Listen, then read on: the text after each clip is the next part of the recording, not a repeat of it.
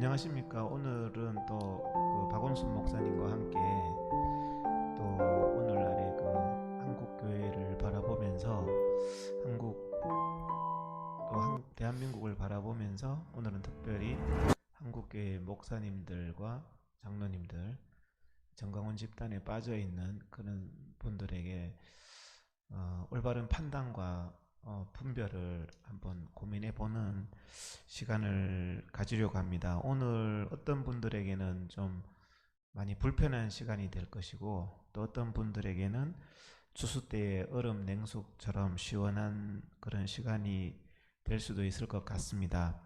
사실 그 우리나라 종북 좌파들이 네. 우리 아름다운 국어를 나쁘게 만들어 놓은 단어들이 많습니다. 그 많은 그렇죠. 단어들 중에서 진보라는 단어, 옛날에 네. 저희들이 어릴 때 진보상 타면은 그 진보상을 타면은 좋아했는데, 네. 그 요즘에는 진보라는 단어가 아주 좀 더럽게 됐고, 예, 그렇죠. 평화라는 단어가 좌파들이 이제 많이 네. 사용을 해서, 무슨 평화 뭐 이런 단어가 들어가면은 이게 이제 빨갱이 단체가 아닌가 그렇죠. 이렇게 그렇게 이제 오해할 수 있죠. 하는데, 사실 이제 평화라는 게 좋긴 하지만 북한 지금 평양이 요즘에는 평화 시대입니다. 음, 아무도 저항하지 않기 때문에. 그렇죠. 근데 그 북한의 그 정말 암흑, 복음이 다 죽어버리고 네. 자유민주주의가 다 죽었는 북한의 평화가 정말 진정한 평화인가? 그러니까 이제 뭐 중국의 천안문 사태 이후에 지금 중국은 외관상으로는 평화스럽게 보이지만 어떤 정의가 없는 평화, 잘못된 평화가 있는데, 지금 그래서 제가 이제 광화문 광장에서도 계속 얘기를 하는 게, 바울 선생님도 한평생 선한 싸움을 싸우셨다. 그렇죠. 싸움은 그럼요. 평화와는 다른 개념인데, 또 바울 선생님은 디모데에게 선한 싸움을 싸우라고 이제 디모데후서에서 그렇게 디모데전서에서 그렇게 이제 말씀을 하셨는데, 저희들은 살면서 평생 선한 싸움을 싸울 필요는 있습니다. 근데 이제 또 평화를 추구해야 될 또 의무도 있고요. 그래서 그런 부분에 있어서 어, 잘 분별을 해야 된다. 분별을 하고 개념 있는 신앙인이 돼야 된다. 어, 그래서 저희들이 정강원 집단하고 하는 것은, 저는 진짜 평화주의자입니다. 사람들이 잘 못 믿는 것 같은데, 저를 아는 사람들은 저는 싸우는 걸 되게 싫어해요. 인상에서 나타나 예, 있어요. 저는 보기보다 평화주의자인데, 네네. 정말 옳고 그름의 문제라고 판단을 하면 저는 끝까지 갑니다. 네. 10년, 20년을 가도. 그래서 이제 정강훈 집단하고는 이거는 옳고 그름의 문제다. 진리의 문제다. 한국 교회의 복음의 진리가 무너지고 보수나 자유민주주의의 근본이 무너진다고 생각하기 때문에 싸움을 가장 싫어하는 저가 처절한 싸움을 하는 겁니다. 그래서 광화문 광장 내에서는 아, 요즘에 제가 이제 많이 쓰는 단어가, 우리가 옳음을 위해서 나선 사람 아니냐. 다름의 문제에 대해서는 최대한 우리가 마음을 넓히고, 옳음의 문제, 진리의 문제에 대해서는 루터처럼, 주기철 목사님처럼 끝까지 싸우는 것이지, 그 악하고 평화하는 것은 그런 마귀가 이제 좋아하는 거겠죠. 그래서 평화라는 게, 오늘 이제 목사님의 그 평화에 대한 말씀을 들으면서 저는 항상 사람들에게 개념 있는 신앙인이 되고 개념 있는 시대 정신을 가진 사람이 돼야 된다. 무조건 평화가 좋다는 식으로 위장 평화와 거짓 평화도 있죠. 거짓 평화나 위장 평화를 추구하는 것은 정말 그 사람을 가장 비참하게 만들 수도 있기 때문에, 이제 뭐 우리가 이게 정말 진리의 문제다, 옳고 그름의 문제라고 생각하면, 그건 정말 주님의 그 믿음 안에서 진리를 지키기 위해서 어떤 불이익이 오더라도, 어떤 희생이 오더라도 우리가 시대적인 사명을 가지고 해야 되겠지만, 그렇지 않은 문제, 뭐 밥을 무엇을 먹느냐, 목사님 저한테 뭐 드실까요? 그러면 저는 아무거나 드세요 그러잖아요. 그거는 다름의 문제인데, 나는 짜장면 먹어야 된다고 막 싸워가지고 서로 막 의상해서 막 다시 얼굴도 안 보는 이런 일들은 그거는 근데 의외로 사람들이 진리의 문제에 대해서는 무덤덤하고 그냥 다름의 문제에 대해서는 너무 목숨을 거는 이런 현상들을 바라보면서 가급적이면 평화가 좋긴 하지만 우리가 평화 하면서 종북주의자들이나 빨갱이들이 그 위장 평화에 의해서 대한민국이 공산화되고 이런 부분도 있기 때문에 물론 평화도 좋지만 우리가 분별력과 개념을 가져야 되겠다. 그래서 저는 정가곤 집단과의 싸움은 선한 싸움이다. 성경에서 말하는 선한 싸움이라고 생각을 하고 지난번에 그래서 잠깐만요. 예, 전적으로 동의하고요. 예, 제가 좀 이게 이제 평화에 대한 것을 이렇게 노래도 짓고 또 공동체 속에서 어떤 그 나뉘어진 그런 상황에서 하나가 되게 하고 또 성도들이 막 어려운 일 당할 때 주님이 주신 지혜죠. 이렇게 돕기도 하고 이랬는데 저도 장로님의 의견하고 전적으로 동의합니다. 왜냐하면은 그것은 진리예요. 사실 진리의 문제인데 주님께서 말씀하시기를 내가 너에게 평안을 끼치노니 내가 주는 것은 세상이 주는 것 같지 않다라고도 하셨지요. 주님께서 유언설교 마지막 하시면서의 종결 부분이 뭐냐면 너희가 세상에서는 환난을 당한다. 그러나 담대하라. 내가 세상을 이겼노라. 근데 내가 이것을 너에게 이르는 건 뭐냐? 평안을 주기 위해서다라는 거예요.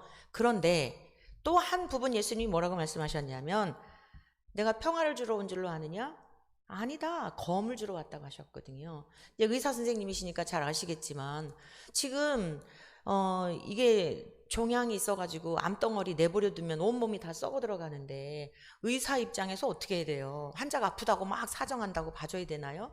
이거 잘라내야 나머지 그렇죠. 있는 부위도 그렇죠. 생살이 나고 그렇죠. 살아날 수 있는 거겠죠. 그렇기 때문에 저는 우리가 지금 너무나 우유부단하고 뭐 좋은 게 좋은 거고 이러다 보니까 이 지경까지 왔는데 주님이 하신 전체적인 말씀을 우리는 어느 한 부분도 버리지 말고 천지는 없어지려니와 율법의 1.1획도 없어지지 않고 주님은 다 완성하신 분이거든요. 그래서 자칫 제가 이제 평화주의자인 것처럼 비춰질 수도 있지만 제 또 모습도 그렇잖아요. 네.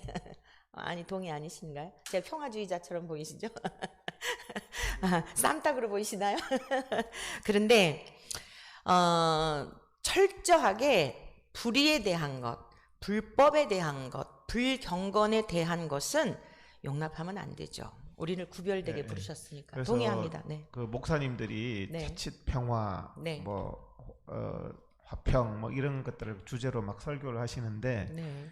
그 앞에다가 뭐 마귀와 평화하라, 악과 평화하라, 비진리와 평화하라, 불의와 화평하라 이렇게 하면 그는 사탄의 소리가 되거든요. 그래서 제가 그렇죠. 이제 항상 앞에 단어가 중요하다. 그렇죠. 저는 의사가 되느냐, 검사가 되느냐, 뭐 이런 목사가 되느냐 이게 중요한 게 아니라 앞에 어떤이라는 말이 더 중요하다. 어떤 의사가 되느냐, 어떤 판사가 되느냐, 그렇죠. 어떤 맞습니다. 목사가 되느냐, 사람을 살리는 판사가 되고 목사가 되고 의사가 돼야 되겠죠. 앞에 사람들은 자꾸 뒷부분에 관심이 많아요. 이 사람이 그렇죠. 의사가 되냐, 목사가 되냐, 판사가 되냐 이렇게 관심이 많지만 사실은 우리 인생에 있어서 중요한 것은 앞에 어떤입니다. 어떤. 그렇죠. 그래서 이제 우리가 자꾸 그냥 싸움하지 마라 하지만 선한 싸움 앞에 이제 단어가 우리 목사님들도 저는 좀 많이 가르쳤으면 좋겠다. 앞에 말을 빼버리고 싸움하지 마라. 이렇게 하니까 선한 싸움은 우리가 정말 처절하게 해야 되는 싸움인데요. 그래서 이제 지난번에 한번 이제 그 정강훈 집단에 대해서 한번 박원순 목사님이 방송을 했습니다. 20일 날 한번 방송을 했는데 파장이 엄청 컸어요. 목사님 막 조우행이가 막 박원순이 막 그러면서 막 박원순을 얼마나 찾는지 네. 그리고 또 뭐 이 교회까지 이렇게 막 이 앞에 왔나 봐요. 사진을 다 왔다 찍어서 갔대요. 왔다 가서 사진 앞에 찍고. 사진을 찍고 막 네네. 이렇게 해서 뭐 저야 뭐 이미 뭐 이렇다 하지만 우리 목사님 뭐 그 이후에 뭐 어려움을 당하신 게 없으세요? 네? 아니 그날이 21일 밤에 아마 이제 그 뭐 너는 아니야 TV 너는 아냐 TV 잘못하면 또 방송해 주실까요? 너는 아냐 TV에 아마 제 그 내용이 나왔나 봐요. 그래가지고 밤 11시 한 30분쯤 됐나 했는데 밤에 낯선 전화번호 저장되지 않은 전화가 온 거예요. 그래서 받았더니 금세 끊더라고요. 그러더니 조금 있다가 문자로다가 그 뭔 하나를 동영상 링크를 걸어 보낸 거죠. 그러더니 문자로다가 왜 정광훈 목사님을 비방하십니까? 그러면서 나는 뭐 경기위원회 우리 이제 이 감리교회는 조직이 잘 돼 있어요. 그래서 이제 뭐 어디 연회 저는 지금 서울연회에 속해 있거든요. 경기위원회 실행위원인데 그리고 아무개 장로인데 오땡땡 장로인데 왜 정광훈을 비방하냐고 그러고 온 거예요. 진짜 감리교 장로인지 모르겠어요. 감리교 장로님들은 수준이 그 김땡땡이라는 어떤 아저씨가 감리교 여성 목회자들은 수준 있는 줄은 아시더라고요. 그런데 아무튼 그 야심한 밤에 전화를 해가지고 그렇게 이제 해서 제가 그걸 들어가 봤죠. 그랬더니 야 박원순 너 보고 있냐? 막 이래가면서 막 저는 이분을 제 이름도 막 야 박원순 맞아? 개명한 거 아니야? 막 이래요. 그래서 제 이름 실명 맞고요. 저희 부친께서 온유하고 겸손하신 예수님 닮아라 해서 저에게 지어주신 아주 소중한 이름이에요. 그래서 저는 그 조아무개라는 사람을 조만행이라고 저는 칭하겠습니다. 그분이 막 제 이름을 갖고 아주 비아냥거리고 또 댓글에다가도 뭐 미친 X 정신 나간 뭐 그런 뭐 댓글들도 올라고 그랬는데요. 의를 위해서 박해를 받는 건 복 있다 그랬으니까 감사하죠. 뭐 여러분 고맙습니다. 네, 네 고맙습니다. 박해해 예, 주신 분들. 오늘 땡땡이라고 해서 제가 좀 생각이 났는데 네, 지난번에 이제 호칭에 대해서 네, 저는 이제 정광훈이라고 그럽니다. 그러면서 그러면 저쪽에 정광훈을 추종하는 사람들은 우리 어떻게 감히 이 네, 교주님 이 진짜 절대 존엄을 네, 이름을 부르냐 이렇게 하는데 정광훈도 보면 정광훈보다 이제 이명박 대통령이 나이가 훨씬 많거든요. 그렇죠. 이제 거의 한 20년 가까이 더 많으신 걸로 알고 있어요. 네, 거의 20년 가까이 더 많은데 야 이명박 네가 나라 망쳤어 막 이러죠 정광훈이. 그럼 네, 전직 대통령 이명박 대통령에 대해서도 이명박 네, 대통령 안 붙여요 정광훈은. 네, 박근혜 말이야 박근혜가 다 망쳤어 막 그러고 박근혜 대통령도 정광훈보다 나이가 많거든요. 그러면 네, 자기는 심지어 전직 대통령에 대해서도 이명박 박근혜 막 이러는데 어 정광훈에 대해서는 뭐 정광훈이라고 하는 게 뭐가 문제인지 그 전형적인 저는 내로남불이다. 사람 위에 사람이 없고 사람 밑에 사람이 없는데 심지어는 전두환 대통령도 90세가 넘었지만 전두환 그러잖아요. 사람들이. 그럼 네, 정광훈은 왜 정광훈만은 그렇게 부르면 절대 안 된다. 우리가 김정은 그 주민들 보는 것 같아요. 김정은 또 김정은이라 그러잖아요. 우리가. 그래서 근데 뭐 박원순 목사님은 인품이 있으셔서 뭐 그냥 전 땡땡이라고 네, 전 부르시고 땡땡이라고 부르겠습니다.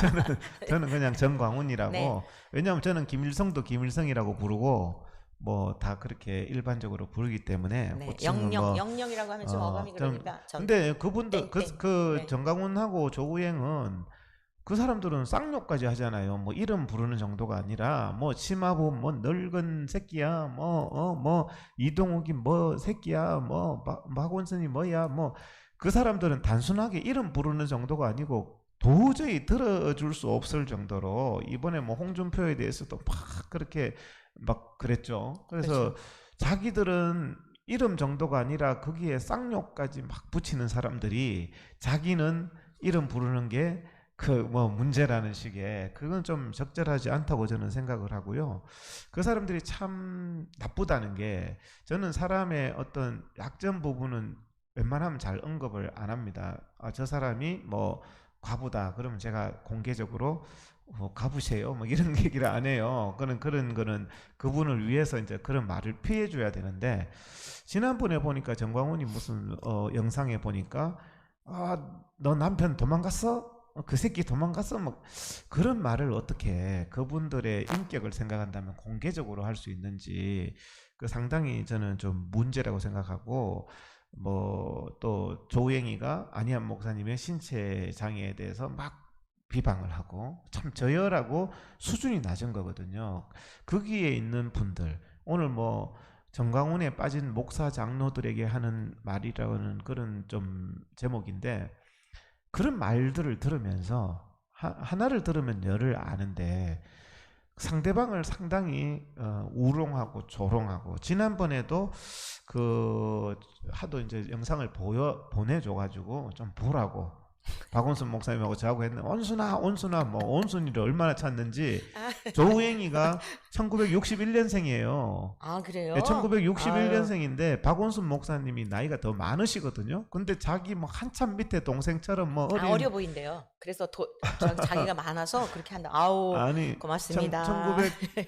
1961년생이 훨씬 더 아유, 나이가 많은 박원순 목사님한테 온순아 온순아 어린애가 뭐 막 이렇게 말하는데, 그 사람들은 자기 집단이 아니면 너무 이렇게 불손하게 말하고, 특히 제가 좀 귀에 거슬렸던 게 그 박원순 목사님 교회가 지하라고 조롱하고, 야 지하에 무슨 교회가 뭐 이렇게, 어떻게 사람을 그런 것들로 교회를 조롱하고, 다 하나님의 몸된 교회인데, 하나님의 뜻이 있어서 세우신 교회인데 그 지하라고 조롱하고 업신 여기는 것에 대해서 마음이 좀 상하시거나, 그 방송 때문에 좀 슬프지 않으셨는지 한번. 아니에요. 너무 재밌었어요. 너무 재밌었고, 지난번 그 영상을 보면서 앞으로 몇 편의 방송이 나갈 분량이 준비될 것 같아요. 첫째가 뭐냐면, 저희 교회가 이제 지하교회라고 굉장히 정말 조롱하고, 아주 업신여기는 그런 말투며 표정이며, 뭐 지하교회에서 헛개비를 받냐 뭐 이런 이야기를 하더라고요. 근데 저희 교회는 굉장히 사연이 많은 교회예요. 성도들이 오래전서부터, 여기 지금 92년도에 저희가 여기 왔거든요. 그러면서 이거 팔고 지상으로 가자. 그러면 뭐 이제 성도님들도 좀 폼나는데, 그런 교회에서 좀 건물도 반듯하고 뭐 이런 거에 자기들도 수준이 같은 것처럼 착각하는 경향이 있잖아요. 그러니까 아유 뭐 목사님의 뭐 뭐 메시지에 뭐 이렇게 지상으로 가서 건물 반듯하게 지으면 교회 더 양적으로도 성장하고 대외적인 뭐 인지도도 그렇고 막 별 얘기들을 다 해 주셨죠. 그런데 저는 일관되게 여기까지 온 게 무엇이었냐면은, 여러분 한 사람 한 사람의 영혼이 너무 소중하다.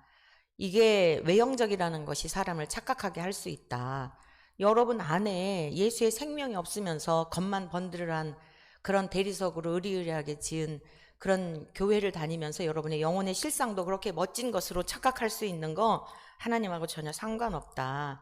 그래서 여러분 한 사람 한 사람 속에 하나님의 영이, 즉 성령님이 임재하셔서 여러분의 삶이 변화되고 주와 동행하는 삶을 살아가게 하는 것이 목회자의 임무이고, 이 보여지는 것이 중요한 게 아니라 여러분 안에 정말 하나님과 함께 동행하는 삶이 중요한 것인가, 그것이 중요하기 때문에 나는 여러분 한 사람 한 사람의 영혼이 더 소중함으로 그렇게 외형적인 것에 관심할 수 없다 해가지고 고집 부리고 여기까지 왔고요. 또 하나는 저희 교회가 정말 멋지게 전원 교회를 지을 수 있는 기회가 있었어요. 그래서 뭐 계약까지도 했었고, 그런데 그 주인의 이제 어떤 사정으로 인해 가지고 또 저희도 또 많은 부담도 있고 하던 차에 이거 좀 해약해 달라고 그래가지고 해약을 하면서 그때 어떤 경험을 했냐면은, 이 교회를 성전을 뭐 이렇게 다 준비가 되지 않은 상태에서 뭐 대출 받고 이렇게 해서 지으려고 하다가 보니까, 이게 주님을 묵상하고 영혼들을 잘 인도할 것을 생각하는 게 아니라, 성도들을 바라볼 때 누가 돈이 있을까, 누가 헌금을 좀 많이 할 수 있을까, 이 사람 눈치를 보게 되죠. 그리고 주님을 묵상하는 게 아니라 돈을 묵상하더라고요. 그래가지고 이제 해약을 하면서, 아 이건 아니다.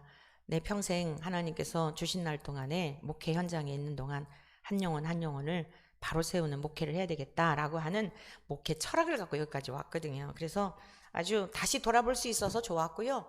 또 많은 지금 이러한 관점에서 그 조행이라고 하는 조땡땡이라고 하는 그 분이 그러한 그 비하하고 지하교회라고 조롱을 하고 하는 이런 것들이 작금의 교회의 형태, 많은 목회자들에게 어떤 좋지 않은 악영향들을 끼치는 근거가 되지 않았나 하는 그런 것도 또 생각하게 되었어요. 네, 사연이 많다고 했는데 이 네네, 교회가 이제 안에 들어와 보니까 굉장히 크고 그래도 옆에 또 뭐 교육관도 있고 굉장히 교회가 규모가 지하긴 하지만 크신데 이제 교회에 30년 되셨는데 많은 사연들이 있었을 것 같아요. 그래서 어떤 사연이 있으셨는지 한번 소개를 좀. 네. 예. 참 정말 이 교회는 그러니까 제가 뭐 그냥 넘어갈 수도 있는 부분인데 마침 또 장로님이 이렇게 질문을 해주셔서 너무 감사한데요. 사람도 그 사람이 장애를 입은 자체를 갖고 평가하면 안 되고 저도 그 영상 봤거든요. 그 남편과 이혼 당한 거겠죠. 바람이 나서 나갔다 그러니까 너무 제가 가슴이 아프더라고요. 같은 여성으로서. 그리고 언젠가는 또 그런 영상도 봤어요. 유명한 연예인이 두 부부가 다 연예인이었잖아요. 서아무개라고 하는 그 분들이. 근데 이제 그 여성의 소중한 부위가 이제 암에 걸려가지고 아마 수술을 받았나 봐요. 근데 그 주일 대예배 시간에 전땡땡이라는 사람이 공개적으로 너 이제 뭐 모두 다 잘라내고 했으니까 시집갈 생각하지 마라. 정말 목사로서 너무 비감이 들며 어떻게 이렇게 그 거룩한 강단에서 이런 이야기들을 할 수 있을까? 그러니까 보여지는 것 가지고 평가하는 이런 것들이 그 안에서 일어나고 있는 일들을 보지 못하는 거죠. 자, 예를 들어서 저희 교회 같은 경우엔 지하인데 정말 많은 일들이 있었어요. 많은 일들이 그 중에 하나를 좀 소개한다면 저의 삶도 많은 고난의 시간도 있었고 어, 제가 신학교에서 만났던 이제 신학생하고 결혼을 해서 전도사하고 결혼을 해가지고 14년 동안을 결혼 생활을 했습니다. 그런데 10년 동안을 투병 생활을 하다가 결국 주님께서 부르셔서 이제 소천을 했고요. 그리고 제가 그 뒤에 이어서 2대째 그리고 이제 그 앞에 다른 또 목사님이 계셨고요. 유지열 선교사님이라는 분이 저희 교회 초대이시고 두 교회가 합병을 해가지고 초대 목사님이시고 우리 이제 개척했던 저희 교회가 합병을 하면서 이제 그 연역을 따라가지고 이제 2대 고 김기서 목사님이 하시다가 제가 이 목회를 이제 이어서 3대째 지금 하고 있는데요.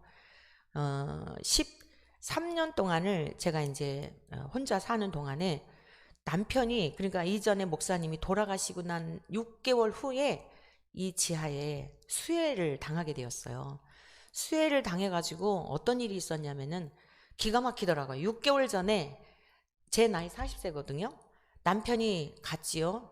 그런데 이 중랑천변이 그때 서울에 그 100년 만에 비가 왔다 그러더라고요. 98년도 8월이었는데.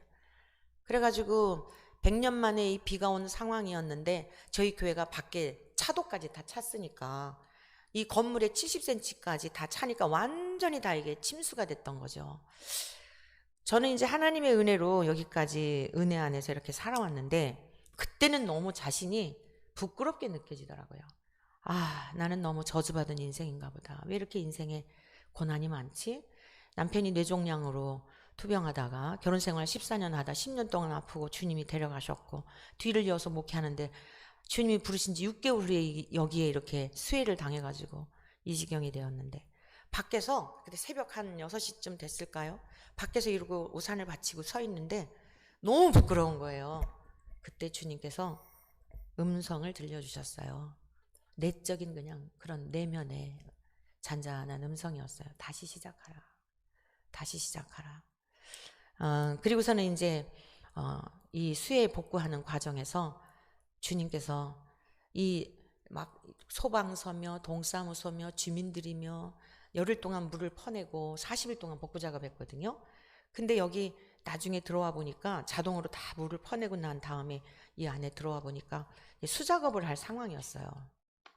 그런데 너무 처참한 거예요. 그때 제가 스스로 물어봤어요. 정말 이 성전 안에 있었던 것 중에 가장 소중한 것이 무엇일까? 하나만 선택하라면 뭘까? 스스로 물어봤죠. 그랬더니 제가 선뜻 이렇게 주님께 고백이 되더라고요. 물러도 떠내려가지 않고 불러도 살을 수 없는 주님만 내 안에 계시면 되지. 우리 그 조땡땡이라는 분이 비웃었던 이 교회는요, 주님께서 저에게 확증을 시켜주신 교회이거든요. 그리고 또 세 번째, 그래도 너무 아쉽더라고요. 우리가 여기 그 교회 이제 땅 사느라고 다 삽이 털어가지고 했기 때문에 이 지하에 살고 있었거든요. 그런데 그래도 막 아쉬움이 많은 거예요. 다 떠내려갔으니까. 한 가지만 딱 제가 선택할 수 있는 기회가 있다면 뭘까? 그랬더니 다시 내적인 제 안에 이런 고백이 되어졌어요. 성경책만 있으면 되지.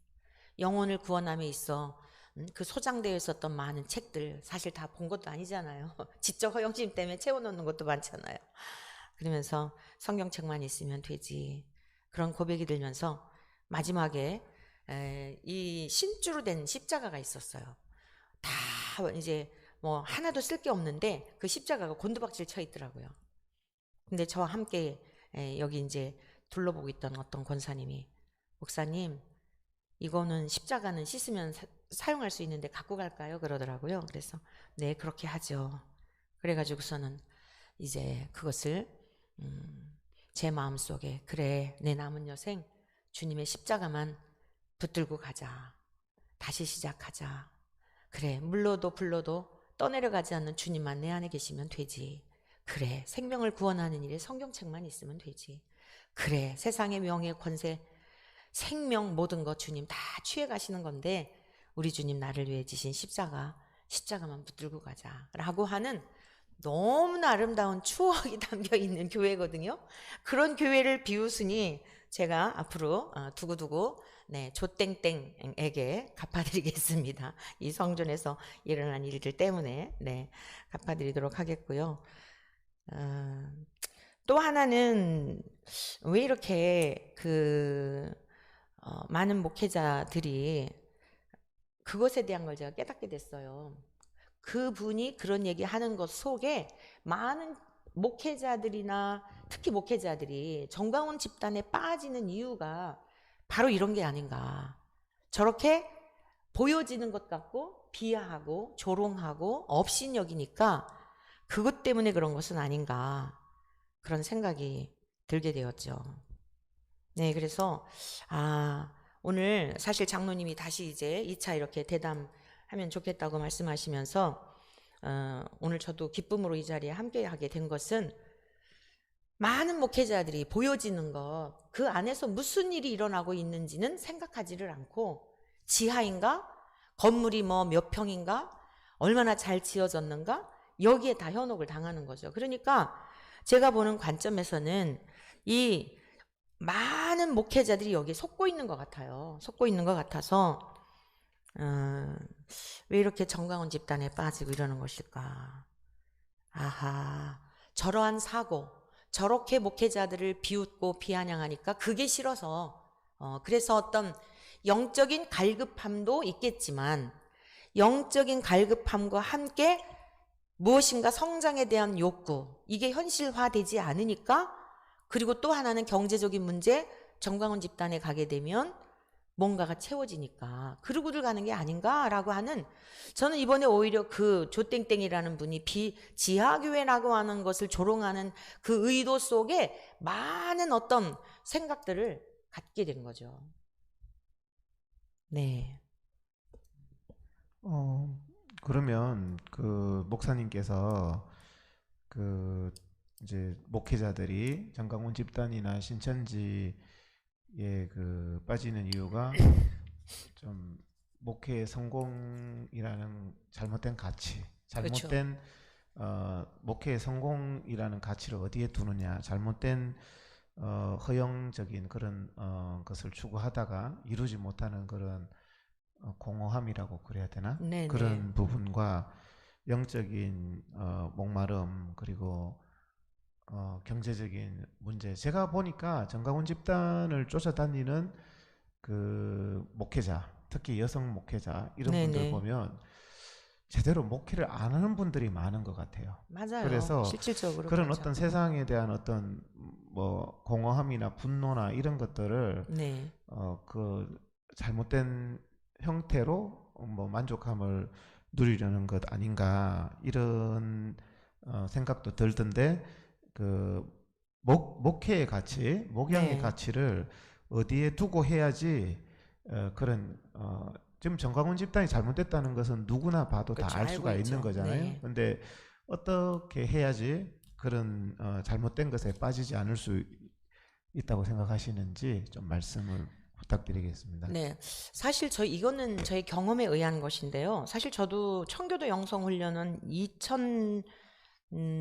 그 몇 년도인가? 1998년도 아마 초창기인가 봐요. 그러니까 이전에 제가 담임을 이제 하면서 저도 어떻게 하면 목회를 잘할 것인가에 대한 게 왜 없었겠어요. 사별을 했던 상태이죠. 그리고 또 목회 이제 담임이 됐잖아요. 산모의 자리에서 담임자가 되다가 보니까 목회를 어떻게 해서든지 좀 이렇게 그 양적인 면에 뭐 이런 것에 보라는 듯이 좀 이렇게 성공해보고 싶은 욕망이 저에게도 있더라고요. 그런 고난을 통해서 주님이 뭐 내적인 음성도 들려주시고 주님과의 막 친밀한 교제 속에 그 고난이라고 하는 유익이 뭐예요? 주님만 바라보게 하는 거잖아요. 그런 과정을 겪었는데도 불구하고 하여간 저 엄청 다녔어요. 내노라 하는 강사들이 뭐 세미나 하는 거 다 찾아다니고 오죽하면 청교도 영성 훈련까지 제가 갔을까요? 근데 제가 거기서 뭐 2박 3일인지 3박 3일, 4일인지 뭔지 하여간 하고 났는데 얻어진 결론은 뭐였냐면 야, 앞으로 이 전땡땡이라는 이분 굉장히 큰 문제를 일으킬 분이다라고 하는 게 제가 거기 가서 참여하고 난 것의 소회예요. 그 김병호 그분이 저보고 대뜸 아줌마라고 하니까 저도 아저씨라고 하겠습니다. 김병호 아저씨. 그런 말을 함부로 하시면 안 됩니다요. 내래 그 감리교에서 또 내가 이렇게 또 사투리 했다고 간첩이라고 그러지 않을까 싶은데. 네, 웃어보자고 하는 얘기요. 내래 고향 충청도 맞습니다. 김병호 아저씨. 그렇게 말씀하시면 안 됩니다, 요거. 아주 머니도 아니고 아주 말하고 하는데 저는 어렸을 때부터 교회, 학교, 집, 교회, 집 이러고 살아서 사모였다가 목사가 돼서 아줌마라고 하는 소리를 들은 기억이 별로 없는데 아주 생소했습니다. 그래서 주님이 말씀하신 대로 김병호 아저씨가 사람이 대접을 받고자 하는 대로 대접하라고 했으니까 아저씨 소리를 듣고 싶어서 그러시는 것 같은데 네, 그 김병호 아저씨라고 하는 그분도 아주 굉장히 비하하듯이 그렇게 얘기도 하고 그러셨는데 뭐 한 번이라도 뭐 정광훈 목사님을 대면해 본 적이 있느냐, 뭐 참석해 본 적이 있느냐라고 하더라고요, 방송에서. 그래서 제가 저는 사실적인 게 굉장히 중요하다고 생각해요. 우리는 공인이기 때문에 하나님의 말씀을 진리를 선포하잖아요. 경험하지 않고 확증되지 않은 것을 믿지도 않는 것을 전하는 건 사기꾼이라고 생각하기 때문에 특히 지금 이렇게 제가 보는 입장에서 전광훈 집단은 반사회적이고 반기독교적이고 반국가적이라고 봐요. 그런데 이것을 어떻게 아무런 근거도 없이 얘기를 하겠어요. 저는 1998년도로 기억을 하는데 청교도 영성훈련원에 가서 훈련을 받고 느낀 게 뭐냐, 앞으로 큰 문제를 일으킬 사람이다라고 하는 것이 제가 거기 집회에 참석하고 난 소감이었던 거죠. 그런데 이제 그 집단에 한번 가면 막 집요하게 연락이 오더라고요. 근데 저는 이제 연락하지 말라고 해가지고 그래서 그 내용들을 알아요.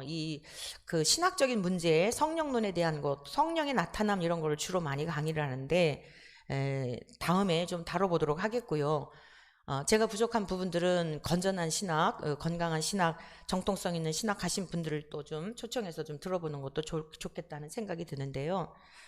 많이 다녀봤습니다. 저 자신. 그러니까 단순하게 그냥 뭐 어떤 반대급부에서 그 전광훈 집단이라고 하면서 매우 불편할 수 있겠지만 이것은 성경적인 것이 전혀 아니고 기독교적인 것도 아니고 애국 운동한다고 하는데 이것은 애국이라고 하는 용어를 차용해서 국가적으로 어떤 정치적인 이슈, 그러니까 이념이죠. 이념에 문제가 있을 때 그걸 간교하게 잘 도용해가지고 저는 하나님의 이름을 빙자해서 자기들의 유익을 구하고 있는 집단이라고 봐요.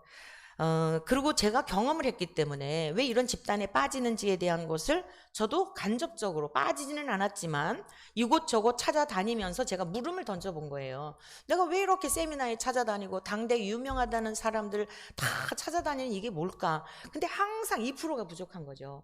갔다 오면은 이게 아닌데 라고 하는 2%가 부족해가지고 그럼 어떻게 해결이 되었느냐?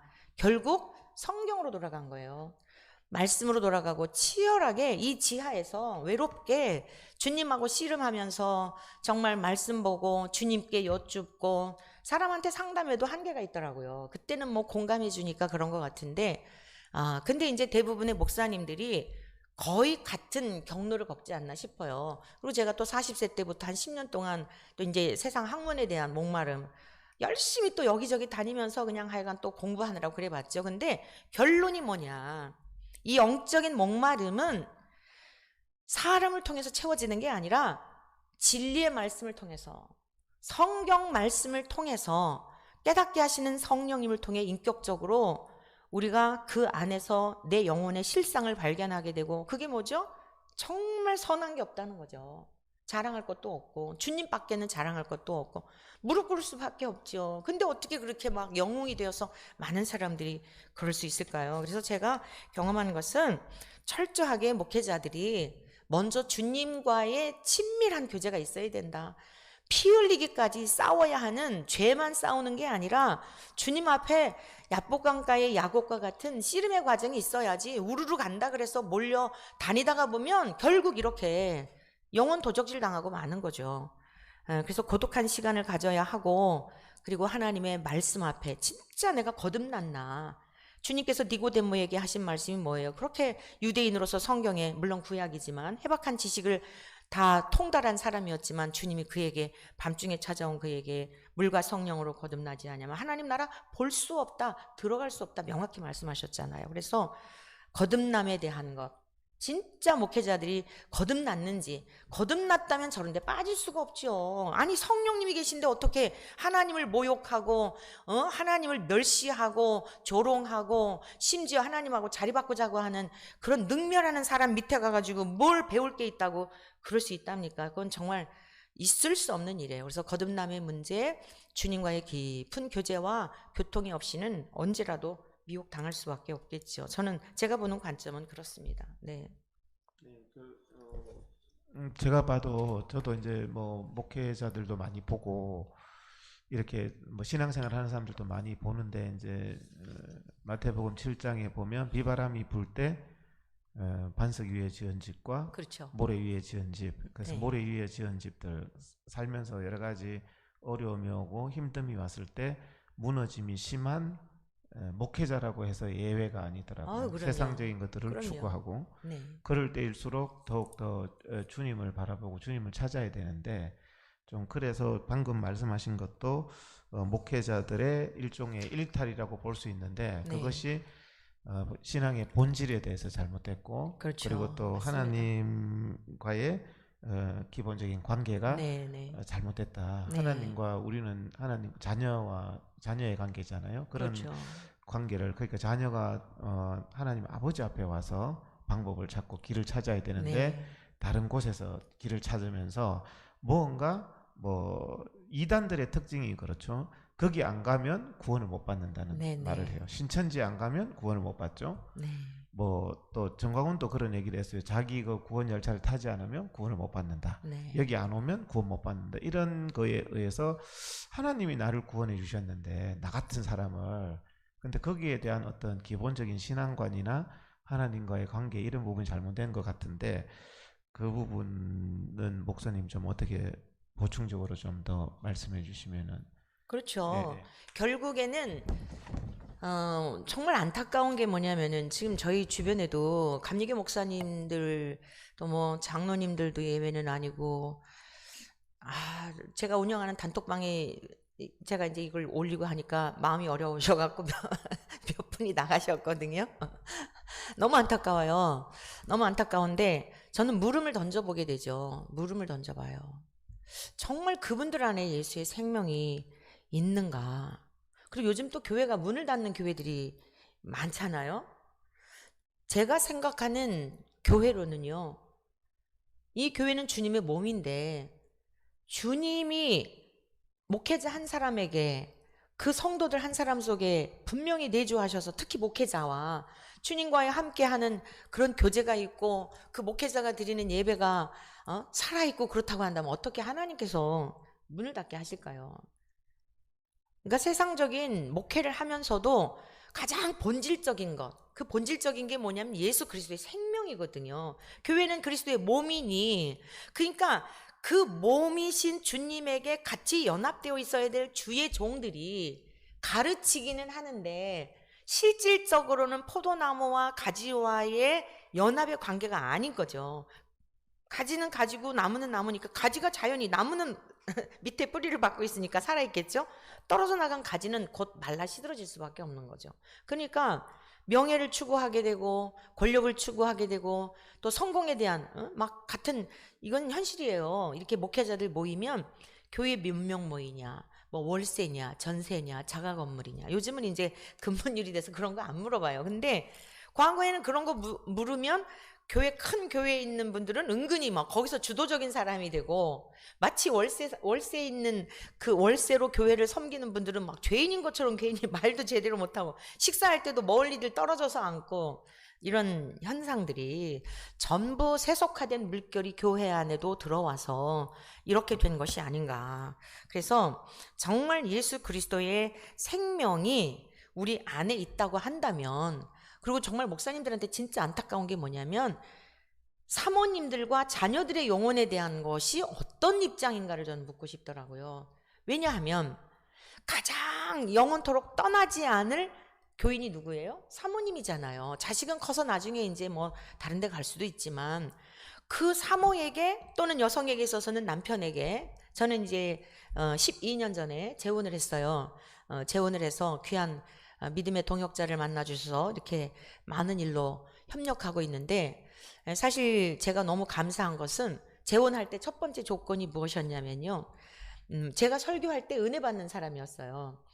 근데 그건 무슨 뜻이냐면 같은 방향성을 갖고 가는 사람을 원했던 거예요. 그러니까 거듭나지 못한 목회자를 만나면 명예 추구하죠. 교회 성장에 대한 욕구, 이 지하에 만족하지 않을 거 아니에요. 그러니까 얼마나 힘들겠어요. 그래서 오직 주님만을 목적하며 그저 부하든지 가난하든지 지하에 계속 있어라. 주님 명하시면 계속 있어야죠. 그래서 이제 그런 소망 때문에 그걸 쉽게 말해서 제가 설교할 때 은혜 받는 그런 남편을 원했다, 이렇게 이제 표현을 하는 것뿐이고요. 그래서 그런 같은 방향성을 가지고 함께 할 수 있는 동역자를 주님께서 붙여주셔서 지금은 막 저보다도 더 아주 열심히 복음이, 참된 진리의 복음이 무엇인가에 대한 깊은 맛을 알고 기쁨으로 지금 섬기고 있는데요. 목사님들이 너무나 양적이고 숫자적이고 물량적인 세속화된 이런 것으로부터 정말 이번 기회에 좀 벗어나면 좋을 것 같아요. 그래서 제가 오늘 타이틀 자체도 좀 부담스러운 내용이긴 한데, 뭐 제가 더 이런 작은 교회를 하면서 무슨 뭐 이 방송 들으시는 여러분들에게 뭐 특별한 뭘 할 수가 있겠어요. 그런데 하나님이 이끌어 가시더라고요. 예수의 생명이 있으니까. 그래서 제 남편, 우리의 자녀 한두 명 맡겨주셨다 하더라도 내 안에 계신 주님의 생명을 그들에게 전하기 위해서 씨름하고 주님께 대하듯 말씀으로 양육하고 주님께 위탁하고 이러다 보니까 행복한 목회를 할 수가 있더라는 거죠. 어디 저런 데 가서 돈 몇 푼 준다고 기웃거리고, 진짜 너무너무 정말 안타까워요. 사모님과 가족들의 영혼을 그분들이 정말 목사인 나를 통해 나를 믿고 영혼까지 맡긴 내 사모가 내가 증거하는 말씀을 통해 저들이 천국 갈 수 있는지를 한번 물어본다면, 정강훈 집단에서 배운 것 가지고 와서 그 아내가 행복하고 아내가 예수님과 함께 사는 그 기쁨을 누리고 변화된 삶을 살고 있는지, 정말 자녀들도 아빠가 믿는 그 예수님이 진짜여가지고 나도 그 아빠 가신 길을 가고 싶고 그 천국을 소망하며 사는지 물어본다면 정강훈 집단에 빠져있는 여러분들이 답이 나올 거예요. 네, 저 그거 꼭 말씀드리고 싶어요. 네. 그래서 이제 성경도 보면 이제 뭐 숫자나 네. 뭐 이런 것들을, 내가 가진 것 이런 것들을 의지하지 말라 그랬잖아요. 네. 그래서 하나님께서 역사하시는 것도 숫자에 의해서 역사하시지 않았는데 그렇죠. 이제 정강훈 집단은 보면 우리가 숫자가 많다고 네, 너가 몇 명 모이냐고 당신들 몇 명 모이냐고 네, 최근에 이제 전파 목사 한 분이 저한테 이제 전화 와서 정강훈 잘못된 건 다 안다. 근데 회장님 그만큼 많이 모을 수 있냐? 그래서 제가 성경 어디에 사람의 숫자로 하나님이 일을 하셨냐, 역사를 하셨냐, 그렇게 했는데 그런 것 자체부터도 사람의 숫자를 의지하고 사람이 자기가 가진 세상적인 것들을 내세우고 이런 부분들이 굉장히 잘못된 것 같은데 거기에 네, 대해서 한번 지하교회라고 조롱한 부분도 마찬가지고 네, 네, 그다음에 뭐 너네들 몇 명이냐고 네, 박원순이 몇 명이냐고 막 네, 이렇게 이제 하는 것도 마찬가지겠죠. 그래서 네, 그 부분에 대해서는 네, 어떻게 네. 아주 좋은 질문 해주셨는데요. 정 목사님 그 사진 좀 준비해 주실까요? 네, 네. 사실 제가 지난번 방송 나갈 때, 그, 뭐, 신학대학에서, 네네, 좀 그 사진을 좀 올려주세요. 뭐, 신학대학에서 5년 동안 그 총장 선출을 앞두고 학내 사태로 굉장한 문제가 있었다 그랬잖아요. 어, 그런데 사실 참 이건 가슴 아픈 내용이에요. 어, 다수가 아니었어요. 다수가 아니었고, 주님께서 이 신학교가 본질에서 벗어나서 다원주의, 인본주의, 자유주의, 혼합주의, 그리고 동성애 같은 것이 성경적이라고 하는 이런 것이 다 인본주의 이런 사상에서 흘러온 것들이겠죠. 이게 타당한 것이냐?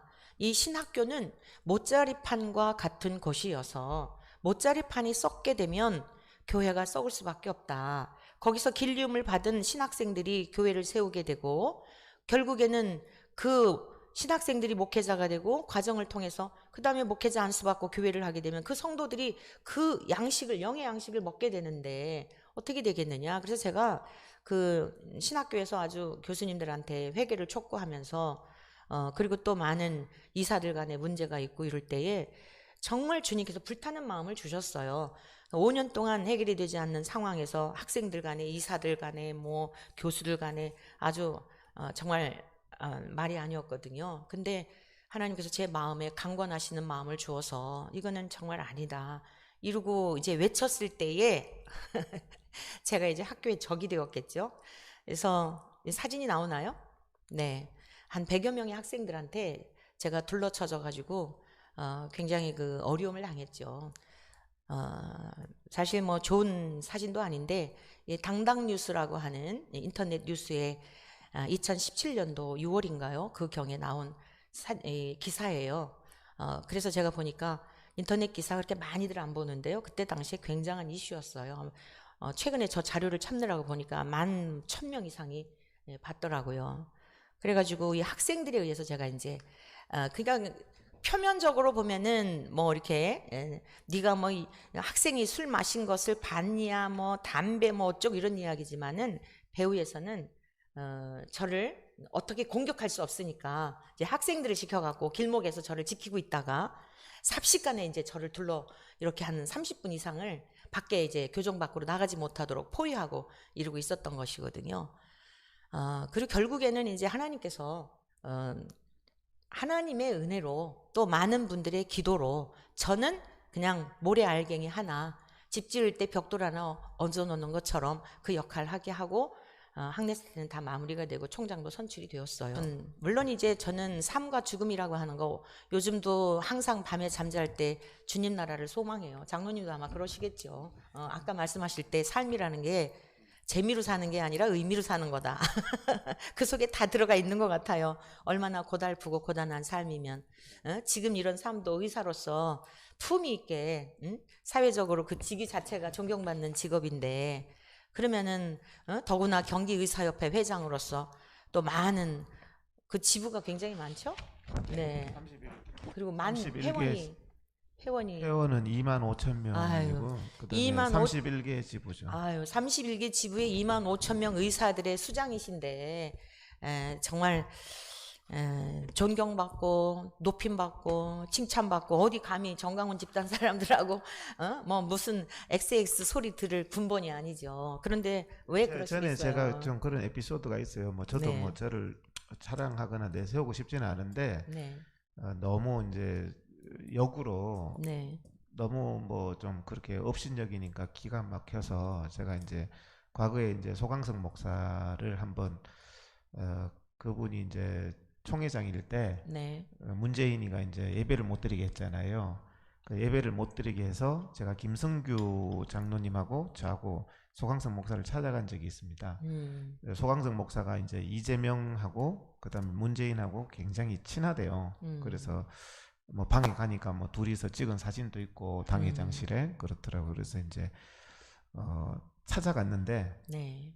어 아니 예배를 드려야 되는데 백화점 음. 다 하는데 이렇게 예배 안 드리는 게 맞느냐 음. 하니까 이제 소강석 목사는 자기는 목사잖아요. 그렇죠. 예배를 가장 소중하게 생각해야 될 사람이잖아요. 전철도 하는데 어떻게 예배를 안 드리냐. 김성규 네. 장로님하고 저하고 막 당신이 이제 문재인 이재명하고 친하니까 네. 얘기 좀 해달라 네. 이렇게 하니까 꼭 자기는 중간에 무슨 뭐 부동산 업자 소개하는 사람처럼 음.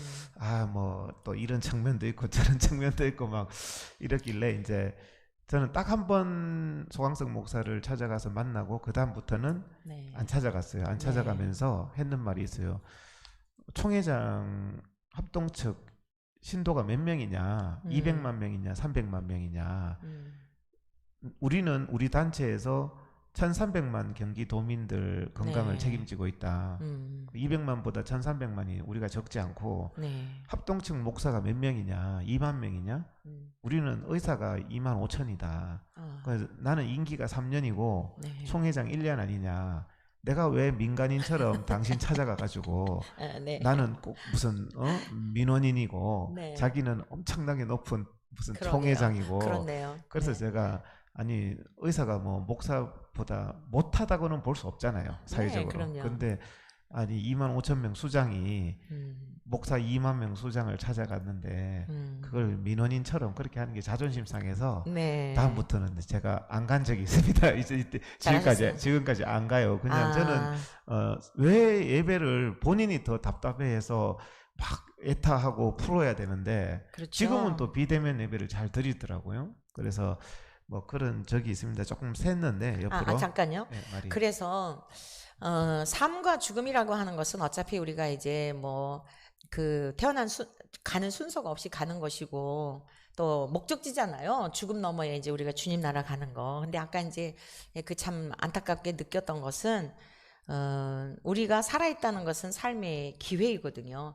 선한 일을 할 수 있고 주님의 기쁨으로 한 영혼이라도 주님께로 인도할 수 있는, 특히 이제 목회자들에게 있어서는 그러하고, 목회자가 아니어도 그리스도인이라면 한 영혼이라도 주님께로 인도할 수 있는 선한 일의 기회를 부여받았다고 생각하는 게 저는 삶의 의미라고 보거든요. 죽음이라고 하는 것은 안식이고 우리가 이제 언젠가라도 주님 앞에 가서 쉬는 건데, 아까 제가 저 사진을 올리면서 많은 물음을 제가 던져본 거죠. 잊고 있었던 사건인데 다시 누가 이제 저에게 그 소식을 전해 주어서 삶과 죽음에 대한 것을 생각해 보고, 제가 2017년도에 학내 사태 때 굉장한 그 학생들로 하여금 봉변을 당하고, 지금 와서 보니까 엄청난 일이었더라고 이게 진짜. 이게 심지어 어떤 저희 그 이전에 학장님 따님이 미국에 계시다가 게스트하우스에서 그 모습을 보시고서는 이 뭐 하는 짓들이냐, 이 목사들하고 학생들하고 한 여성 목회자를 놔두고 마녀 사냥을 하는 거지, 가만히 들어보니 잘못한 것도 없는데, 그리고 그렇게 이야기를 해도 듣지를 않고 저를 아주 대단히 참 어렵게 하였던 거죠. 근데 잊었는데 그런 일들이 이제 이렇게 생각이 나서 무슨 말씀을 드리고 싶냐면은, 하나님의 선한 일은 그 눈에 보여지는 교회의 규모에 있다는 것이 아니라는 걸 말씀하고 싶은 거예요. 네. 그때 당시에 학내 사태 때도 그 문제를 일으켰던, 해결이 되지 않았던 데는 다 대형 교회들이었어요. 오히려 대형 교회의 그 힘과 권력을 가지고 어렵게 했었던 거지. 그런데 이 조 땡땡이라는 분이 비웃고 조롱하는 변방에, 응? 야, 그게 교회냐라고 했던 이 교회에 정말 이 무명의, 지금도 무명의 이런 여성을 통해서 단 한 가지, 주님의 이름이 모욕을 당하고 주님의 이름이 능멸당하는 것에 대하여 견딜 수 없는 비느하스의 심정을 주님이 부어주셔서 또 제 의가 아니고 비느하스의 마음이 무엇인지를 알겠더라고요. 그 마음을 부어주셔서 순종한 것 뿐인데 어찌됐건 잘 해결이 되고 그리고 또 그 외에도 여러 가지 이제 하나님께서 때마다 잠깐씩 그냥 잠깐씩 이 일도 언제까지 할지는 몰라요. 잠깐씩 그렇게 하셨다는 것을 생각해 볼 때 우리 목회자들의 가치관이 바뀌어야 된다는 거죠. 저 사람이 몇만 명 목회하는 교회 담임이어서 그 사람이 큰 사람이 아니고 아무리 그러해도 그 속에 예수의 생명이 없다면 그냥 이 세상에 왔다가 티끌로 사라질 그리고 영원한 멸망의 길을 갈 그런 사람에 불과하다는 것을 기억해야 되고 어린아이일지라도 그 속에 예수의 생명이 있다면 그 생명을 통해서 천하를 하나님의 역사를 이루는 일에 새롭게 하는 인물이 되게 할 수 있다는 관점에서 바라보아야 한다는 거죠. 그래서 저렇게 많은 사람들이 우르르 따라다니고 간다고 해서 휩쓸려 가다가는 주님이 경고하신 말씀 그 말씀과는 전혀 상관없는 길을 가게 된다는 거죠. 멸망으로 인도하는 문은 크고 넓어 그리로 찾는 자가 많고 생명으로 인도하는 문은 좁고 길이 협착하여 찾는 이가 적다 그랬잖아요. 그래서 저는 여전히 좁은 길 가겠습니다. 네. 제가 여기서 계속 또 목회를 하겠습니다. 네. 네. 네. 그래서 저도 사람 위에 사람 없고 사람 밑에 사람 없다. 네. 근데 이제 정강훈 거기는 저도 이제 좀 접해봤지만 그 사람은 인간관계가 다 수직 관계더라고요. 저는 다 수평 관계여야 한다고 생각하거든요. 그렇죠. 그럼요. 근데 거기는 다 자기 밑에 자기의 네, 명령, 상하구조. 자기한테 쪼개져라, 자기한테 네. 복종하라, 누구라도. 네. 근데 자기한테 쪼개지지 않는 사람은 개새끼가 되는 거예요. 네. 그래서 저도 자기한테 쪼개지자. 저는 처음부터도 수평 관계라 생각하지. 네. 왜냐하면 저는 하찮은 애국 현장에 나오는 할머니도 자꾸 수평 관계라고 생각해요. 네. 같은 관계다. 그래서 저도 이제 큰 교회든 작은 교회든 목사님 다 목사님이고 네. 이렇게 해야 되는데 우리 참 사람이 비굴함이 조금만 교회가 큰 목사님 뭐 대형교회 목사님은 막 이렇게 위축해가지고 네. 막 그러고 네. 뭐 개척교회 목사님 오면 아주 무시하고 네. 좀 그러는데 저는 이제 의료계에서도 그렇고 좀 잘난 사람들은 저보고 거만하다 그래요. 제가 안숙이거든요. 그냥 뭐 자기는 자기고 나는 나지. 저도 밥 세 끼 먹고 자기도 밥 세 끼 먹는데 이렇게 생각하고 이제 좀 저의 직원이라든지 뭐 경기도의사의 직원이든 옛날에 병원의 직원이든 뭐 아니면 이렇게 저하고 또 가까이서 광화문 광장 예배를 드려본 분들은 저는 굉장히 인격적으로 서로 사람 동일하게 그렇게 하지 막 사람을 무시하고 막 이러지는 않거든요. 그래서 저는 그런 것들이 상당히 필요하다. 강한 사람한테 약하고 약한 사람한테 강하고 이래서는 안 되고 사람은 모든 사람을 지극히 작은 소자에게 한 게 바로 내게 한 것이잖아요. 그 말 속에 조우행의 말 속에 야 교회 작잖아, 야 지하잖아. 이게 얼마나 참 그러니까 정강훈한테는 와 우리의 뭐 너무 비굴하잖아요. 네. 조우행의 말이. 맞습니다. 신앙인은 그래서는 안 되죠. 네. 신앙인은 동일해야 됩니다. 예수님이 그러셨나요? 예수님은 죄인이든 세리든 다 동일하셨어요. 교만한 자를 우리 하나님은 대적한다 그랬는데 신앙인이라고 하면서 왜 교만한 사람한테 그렇게 비굴하고 그 다음에 조금 나보다 뭐 자기보다 못해 보이면 그렇게 무시하고 그래서는 저는 안 된다고 생각합니다. 그래서 이제 뭐 좀 다음 얘기로 넘어가면 그 사람들은 욕을 아주 사람에 대해서 이 욕을 하면 안 되는데 욕을 정말 입에 담을 수 없는 욕을 정광훈이든 조우행이든 그를 추종하는 전도사들이든 뭐 정말 입에 담을 수 없는 욕들을 하는데 그 욕을 하면서 성령 하나님의 뭐 역사로 욕을 한다 이런 소리를 하거든요.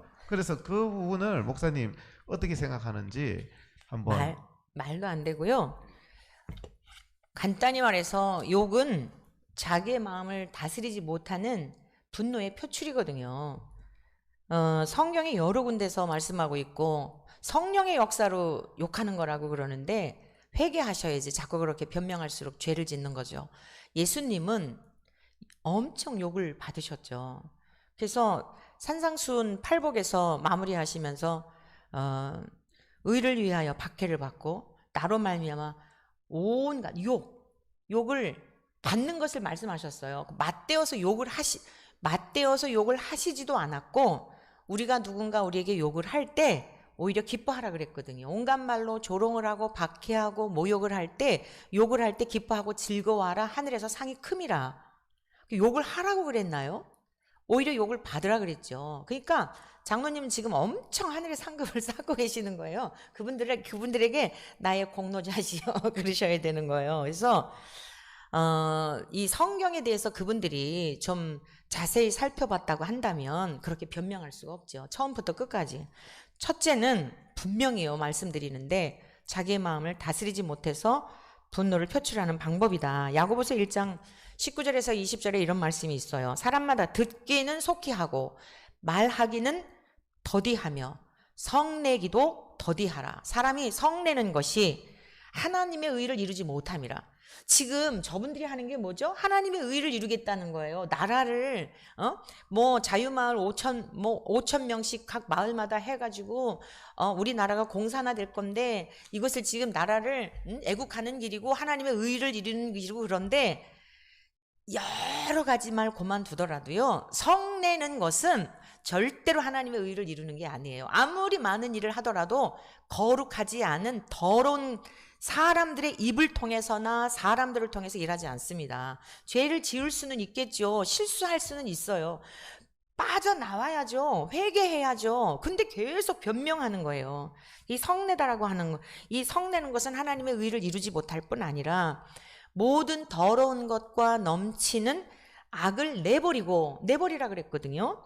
너희 영혼을 능히 구원할 바 마음에 심어진 말씀을 온유함으로 받으라. 저는 이 야고보서를 루터가 이제 야고보서를 지푸라기 복음이라고까지 했는데 저는 과연 그랬을까 하는 의문이 가져요. 이것도 좀 더 이 사람들에 의하여 그렇게 오직 믿음으로 구원에 대한 것을 강조하다가 보니까 잘못 또 그러진 않았을까. 왜냐하면은요, 저는 이 야고보는 예수님의 육신의 요셉의 아들이었잖아요. 마리아의 이제 한 어머니에게서 나긴 했지만, 그러니까 야고보나 유다서 같은 기록자 유다도 예수님이 돌아가시기 전까지 믿지 않았죠. 부활하시고 나서 이제 성령의 충만함을 받고 나서 이렇게 성경도 기록하고 주님이 가신 길을 따르게 되었는데, 왜 야고보서가 중요한가 하면은 사실 예수님의 어린 시절이 복음서에 많이 삭제되어 있어요. 누가복음에 보면은 그냥 뭐 이제 난지 8일째 되었을 때 성전에 가신 사건이라든가 12살 되었을 때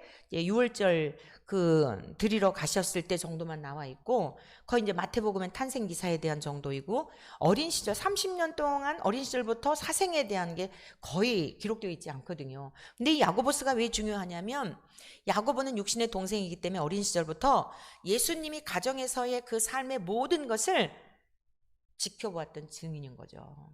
그러니까 사도 요한은 말씀이 육신이 되어라고 표현을 했지만 이 야고보는 예수님의 삶 자체가, 말씀 자체가 어떻게 표현할 길이 없어. 저는 말씀 덩어리라 그러는데 예수님은 그냥 말씀 자체이셨거든요. 그러니까 어린 시절 가정에서 볼 때 모든 언어, 실수가 있으셨겠어요? 예수님 뭐 성내셨겠어요? 예수님 어디 그렇게 흉악하게 뭔 새끼 하면서 뭐 조땡땡이나 전땡땡이나 뭐 이런 사람들 누추해가지고 옮길 수도 없는, 이건 너무 하나님의 이름을 모욕하는 거예요. 진짜 빨리 회개하세요. 천국이라도 가셔야지. 그거 사람들 추종한다고 그거 가지고 얼마나 그거 누리겠어요. 이건 악한 일입니다. 그래서 야고보는 예수님이 어린 시절부터 청년 시절 30세 공생애 하시기 전까지의 증인이었기 때문에 예수님의 모든 삶이 앞과 뒤가 가정에서나 제자들에게 전한 말씀이나 동생들에게 했던 모습이나 한결같았던 거죠. 거룩하신 성부 하나님과 동일하신 성자 하나님이시기 때문에 이게 일관성이 있고 일치된 모습이고 우리 인간들처럼 뭐 이랬다 저랬다 위선적 이런 게 아니었단 말이죠. 근데 어디 성내고 뭐 욕하고 하는 걸 어디를 받겠어요. 그래서 야고보의 이러한 기사들은 굉장히 중요한 우리들에게 예수님의 사생의 기간 동안의 증인으로서의 기록이지 않은가라고 이제 저는 생각하면서 매우 소중하게 여겨요. 그래, 원어적인 의미를 보니까 성내다라고 하는 게 원어적인 의미를 보니까 무슨 뜻이냐면 마음의 흥분에서 이게 나오는 거더라고요. 그래서 격렬한 흥분, 분노 이런 의미를 담고 있더라고요. 그러니까 자기들하고 생각이 다르니까 또 이 방송이 나가면 또 얼마나 많은 막 또 욕을 하고 할지 몰라요. 그건 뭐 알아서 하실 일인데 분명히 말씀드리지만 이것은 성경하고는 전혀 반대되는 상관없는 자신들이 거룩하지 못하고 성령의 다스림을 받지 못하고 그 안에 성령님이 안 계시기 때문에 뱉어지는 행위라고 하는 것을 아셨으면 좋겠습니다. 야고보서 3장 17절에서도 3장 13절 이하에서도 이렇게 말씀하셨어요. 너희 중에 지혜와 총명 있는 자가 누구냐? 뭐 그 전땡땡이라는 분은 계속 뭐 성령이 나타난 뭐 성령의 뭐 이런 얘기 많이 강조하잖아요. 지혜나 총명은 성령 하나님의 속성이거든요. 성부, 성자, 성령 삼위 하나님의 성품이에요. 속성이고. 근데 그러면 선행으로 나타나야 될 거 아니에요. 선행으로 말미암아 지혜의 온유함으로, 예수님의 온유와 겸손 성품 자체가 그러셨잖아요. 그러니까 너희 마음속에 독한 시기와 다툼이 있으면 자랑하지 말래요. 이건 성령의 일이 아니라는 거예요. 그러니까 목사나 성도들이나 다 마찬가지로 우리가 주의 일 한다고 하면서 성내고 시기하고 다투고 싸우는 것은 성령의 일이 아닙니다. 이건 분명히 성령의 일이 아니에요. 자기를 드러내고 자기를 자랑하고 자기의 어떤 것들을 나타내기 위한 것이지 그게 받아들여지지 않고 그것이 충돌이 될 때 이게 이제 싸움이 되는 거죠. 그래서 이것은 분명히 결과가 어떠냐? 온갖 혼란과 악한 일들이 있다는 거예요. 귀신의 것이라고까지 말씀하고 있어요. 성내는 거, 다투는 거, 싸우는 거, 그거 귀신의 성품이에요. 우리가 타고날 때부터 그건 배우지 않아도 타고났던 거거든요.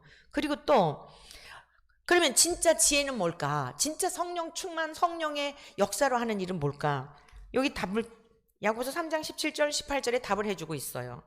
첫째, 성결하고, 다음에 화평하고, 관용하고, 양순하며, 긍휼과 선한 열매가 가득하고, 편견과 거짓이 없나니, 화평하게 하는 자들은 화평으로 심어 의의 열매를 거두느니라. 이것은 정광훈 집단만이 아니라 우리 광화문 예배를 드리는 예배자들도 다 마찬가지인 것 같아요. 우리가 자칫하다 보면 장로님도 저도 마찬가지로 자기의에 빠질 수가 있거든요. 우리는 옳은데 너희들은 틀려. 근데 우리가 계속해서 말씀 앞에 쳐서 복종하고 정말 화평하고 양순하고 온유하고 겸손하고 근데 시기하고 다투고 싸우고 있는 거는 성령의 일이 아니다. 네. 그렇게 말씀드릴 수 있겠습니다. 욕하는 걸 보면서 네. 한 우물에서 쓴물과 단물이 나올 그렇죠. 수가 없다. 맞습니다. 그리고 네. 못된 나무에서 좋은 열매를 맺을 수가 없다. 네. 그래서 이제 이게 하나님의 성령과 네. 그런 욕이 공존할 수가 없거든요. 그럼요. 성경은 어떻게 분명히 공존할 수가 있어요. 한 입에서 그게 다 나올 수가 없다는 네, 거죠. 네. 그래서 그 안에 쌓은 악에서 네. 입으로 나오는 것이 악하다고 그랬는데 네. 그 정강훈이나 이제 조우행이 그 욕설을 막 너무나 자연스럽게 네. 그것도 너무나 자연스럽게 세상 사람들 일반인들도 하지 않는 욕을 소위 목사라는 사람이 설교를 하는 사람이 그렇게 추악한 말을 한다는 것은 한 입에서 하나님의 말씀과 그렇게 추악한 욕설이 네. 나올 수가 없는 거죠. 네, 그래서 네. 저는 오히려 또 그런 성경 구절이 생각이 나더라고요. 맞습니다. 그래서 이제 네. 한 입에서 썰물과 단물이 나올 수 없기 때문에 그 네. 사람이 하는 설교나 정강훈이나 그 조우영이 하는 것들은 거짓됐다 이렇게 네. 좀 볼 수 있는 거죠. 그래서 네. 이제 지금 지난번에 이제 그러고 나니까 그 사람들은 꼭 우리가 이제 광화문 광장 예배는 말씀으로 돌아가자, 네. 성경으로 돌아가자 이런 모토를 하는데 거기는 네. 제가 그래요. 성경에 비추어서 그 말이 어떻게 되는지 한번 말해봐라. 네. 성경에 비추어서 하나님 까불면 나한테 죽어라든지 예수님도 뭐 죄가 있다라든지 그 그렇죠. 성경적으로 어떻게 돼? 근데 그 사람들은 내세우는 게 네. 야 너는 지하교회잖아. 너는 몇 명 모이지도 않잖아. 우리는 이렇게 대단한 신학자가 있어. 네. 야 박원순이 너 감리교 목사야? 감리교회 뭐 감독 우리하고 뭐 누구가 함께 하고 있고 뭐 어떤 목사님이 뭐 하는데 박원신 너같이 그냥 저 아주 보잘것없는 목사 내가 혼내주라 그럴 거야 막 이렇게 했는데 그거를 한번 어떻게 연락이 와서 혼인하셨습니까? 예? 그 제가 전화 오기 바랬거든요. 네, 전화 못 하시죠. 그리고 재밌었어요. 제 친구가 그랬다 그러는데요. 소리가 들어갔는지 모르겠는데 잘못 건드렸다. 박원순 그 골치 아픈 들어갔는지 모르겠는데 신기하게도 우리 감리교는 사실 바닥이 감리교만 아니라 이 사는 세상 환경이 넓은 것 같아도 진짜 좁더라고요. 조금 이렇게 몇 사람만 하면 다 연결이 돼 있어요. 저도 그 영상을 봤는데 두 분의 이름을 언급을 하더라고요. 전명구 우리 감리교 감독회장이셨어요. 전직.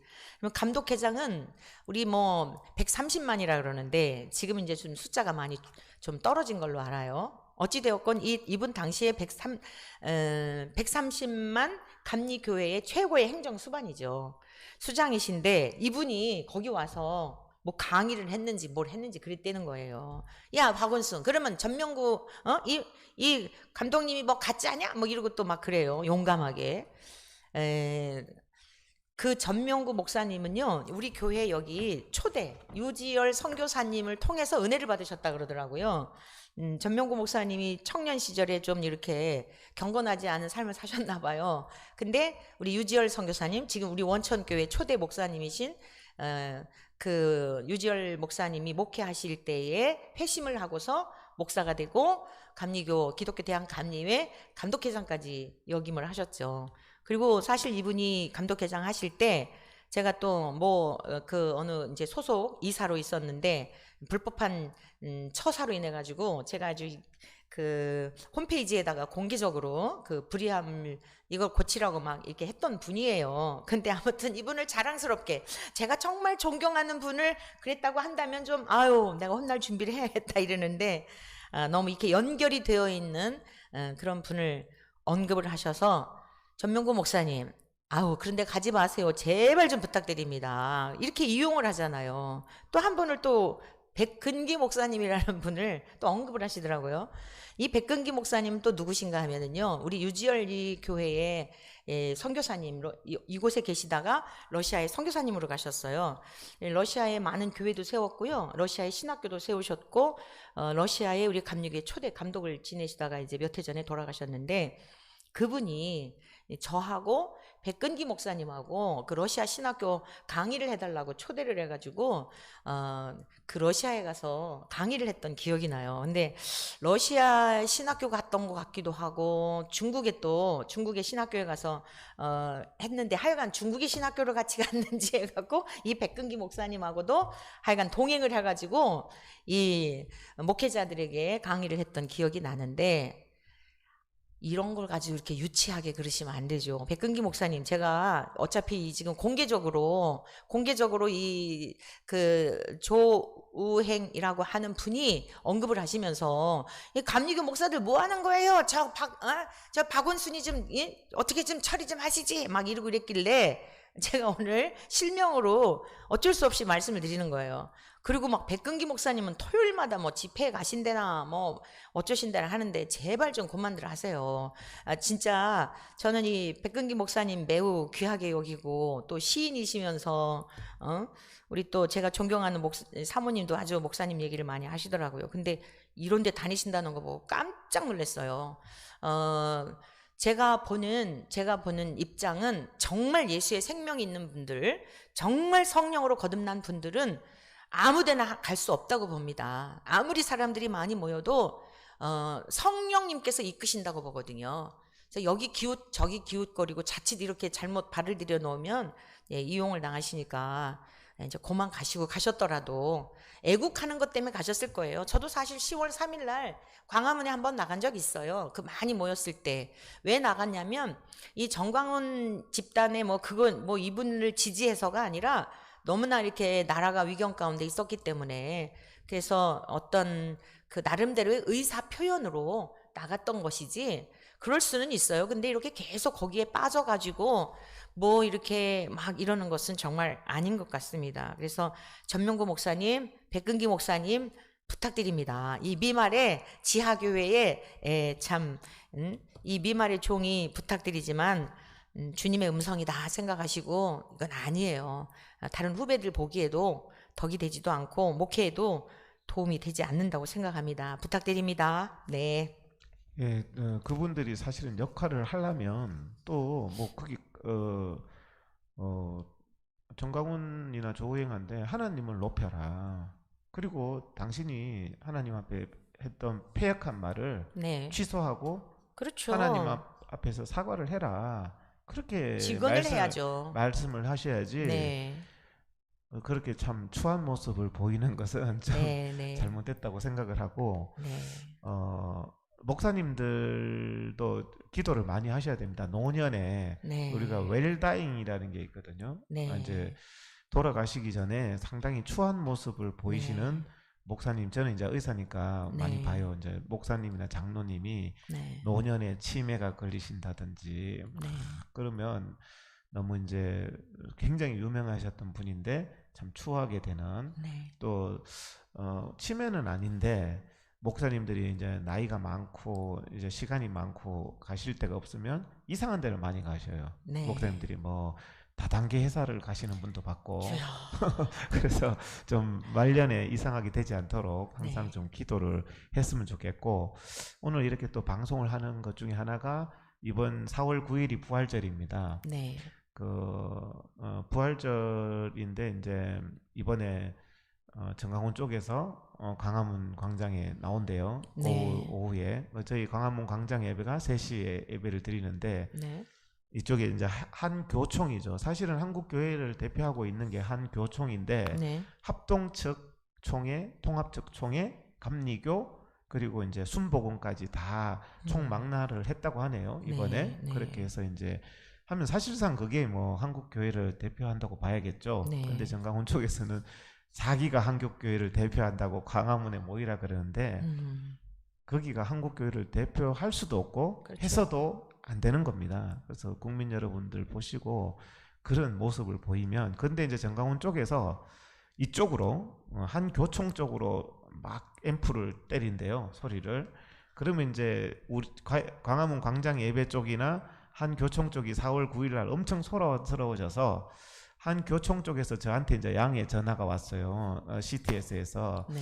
회장님 매주 예배 드리는데 정광훈 쪽에서 이쪽으로 막 소리를 때리면 그래서 뭐 자기들도 이제 스피커 소리를 올릴 수밖에 없으니까 좀 난장판처럼 보여도 좀 양해를 부탁한다고. 그래서 주여. 제가 CTS는 또 뭐 아, 합동 측이나 통합 측이나 순복음이나 감리교는 어쨌든 대한민국을 대표하는 교단이죠. 건전한 거기가 여단이죠. 그죠? 네. 그 교단이 하는 행사에 저희들은 그 CTS에서도 광화문 광장 예배를 계속 봤는데 아주 복음적이다. 자기들하고 음. 코드가 같더라. 이렇게 이제 네. 얘기를 하셔서 뭐 혹시 취재도 할 수 있을 거다. 4월 9일 날 뭐 네. 그런 얘기를 하셨어요. 그때 4월 9일 날 마침 우리 박원순 목사님이 그날 설교를 우리가 막 저쪽에서 홍보한다고 큰 막 임무를 큰 이용당한다고 막 그러던데요. 그날 이제 설교를 맡으셨는데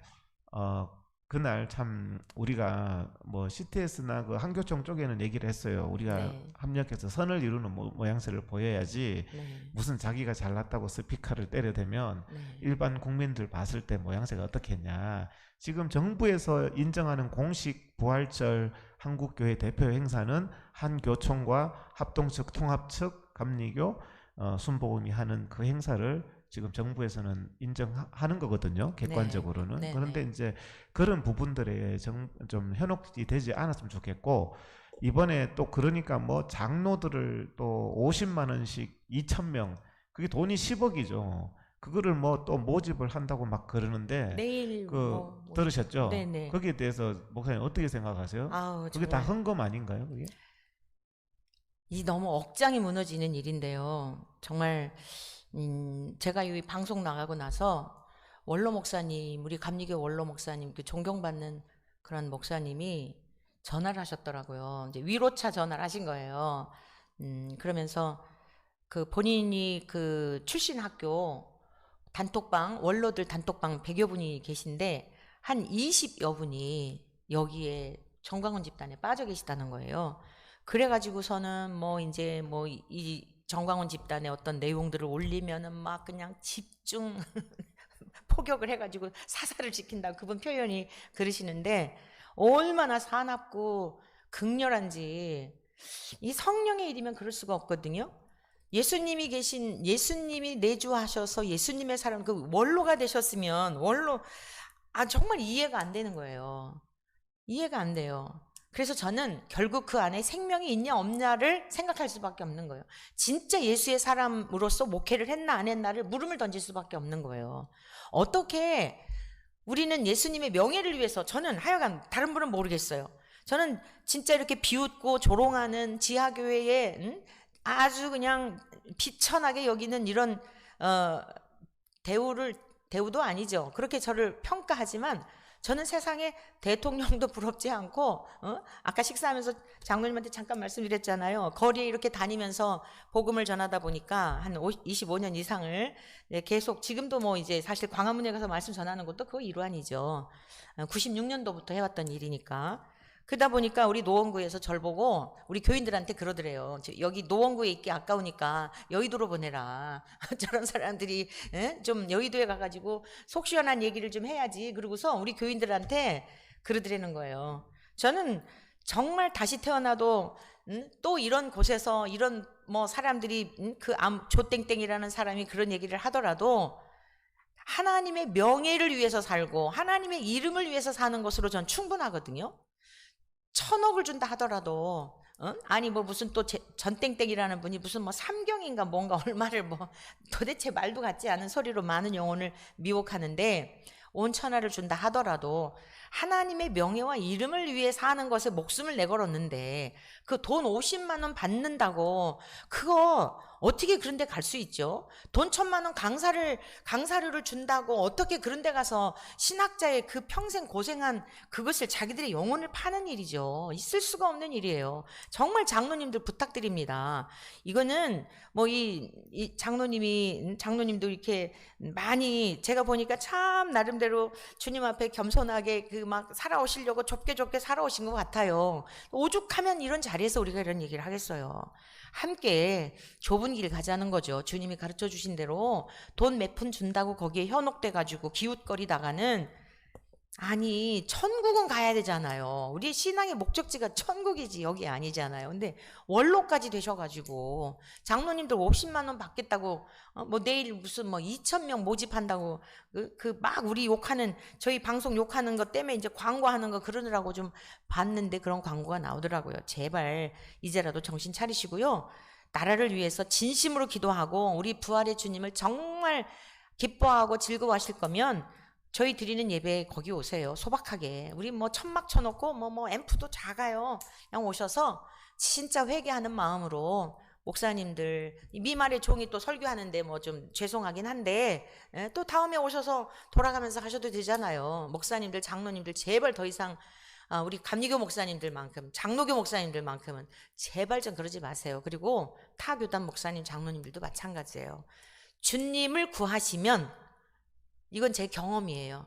오직 주님을 구하시면 주님 안에 답이 있더라고요. 그리고 원로 목사님들 다른 데 자꾸 기웃거리지 마시고 이제라도 성경 암송하시고 성경 읽으시고, 시간 아깝잖아요. 얼마 동안 하나님 이 땅에 두실지 모르는데 뭔 정광훈 밑에 가서 들을 게 있다고 맨 욕하는 그 귀도 더럽고 생각도 더러워져요. 부탁드립니다. 정말 진심으로 부탁드리니까 제발 다시는 가지 마시고 우리 예배 드리는데 같이 오셔서 함께 기도해 주시면 좋겠습니다. 부탁드립니다.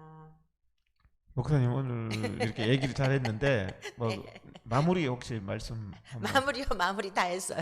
마무리 다 하셨어요? 네, 부탁드려요. 마지막 결론이 부탁이에요. 네. 제발 거기 가지 마시고 진짜 나라와 민족을 위해서 정말 살리고 싶으면 소박하게 드리는 이곳에 오셔서요.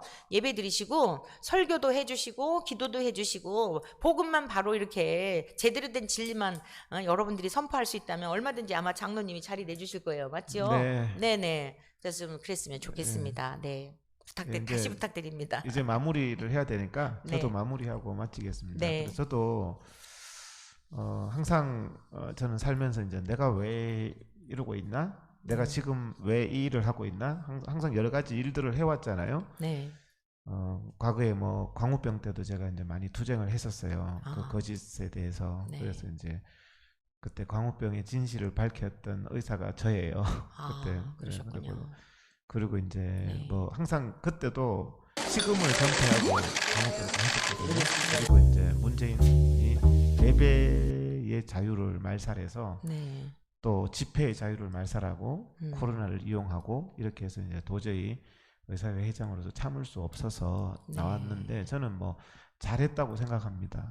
뭐 욕도 많이 먹고 고생도 했지만 잘했다. 지금 왜 이러느냐? 제가 무슨 뭐 정강훈한테 억하심정이 있어서 이러는 것도 아니고 제 인생이 뭐 정강훈 뒷다리 잡는데 제 인생을 허비하고 싶지도 않아요. 저도 뭐 그렇게 살고 싶은 생각이 별로 없습니다. 그러면 저 사람은 왜 저렇게 할까? 자기 명예 때문에. 제가 누차 말했지만 아스팔트에 아무 명예가 없습니다. 자기 돈 때문에. 누차 말씀드리지만 광화문 광장 예배 지금 많이 적자입니다. 그래서 그런 뭐 때문이냐? 아까 전에 위장평화처럼 사실 한국 교회가 이 빛과 소금의 역할을 못하고 소금이 맛을 잃어서 짓밟히고 있습니다. 세상에서. 그거는 다 아시잖아요. 한국 교회가 이렇게 짓밟히는 게 이런 모양 때문에 짓밟히고 아무도 신앙인을 존중하지 않습니다. 저는 교회 내에도 살고 여기 아스팔트 보수 쪽에서도 살지만 제가 만나는 많은 분들은 일반인들이 많습니다. 사회의 단체장들도 많습니다. 일반적인 시각을 갖고 있는 경기도 내 단체장들도 제가 엄청 많이 만나고 있는데 그분들의 얘기를 많이 들어요. 그러면 사실 이 보수 이미 국민들한테 마이너로 전락한 지가 오래고 교회를 그렇게 인정하지 않습니다. 그러면 이 교회가 숫자가 적을 때 50만 명, 100만 명 이렇게 숫자가 적을 때도 독재 정부조차도 교회를 두려워했어요. 왜냐하면 교회가 빛과 소금의 역할을 감당할 때. 그래서 저도 이게 이 백거도 아닌 어떻게 보면 정말 이 사회의 마이너에 불과한 대부분 사람들은 정강훈한테 관심도 없어요. 저나 그러지. 그렇죠, 사실. 대부분 지나가는 맞습니다. 사람한테 붙들고 물어보세요. 아무 관심 없다 그래요. 내버려 두라 그러죠. 하지만 여기에 있는 한국 교회나 보수는 너네들 정강훈 그 사람이야? 이렇게 된다는 거죠. 그래서 정말 위장평화. 그래서 김재원이가 오죽하면은 정강훈이가 보수를 천하통일했다. 뭐 천하도 아니죠.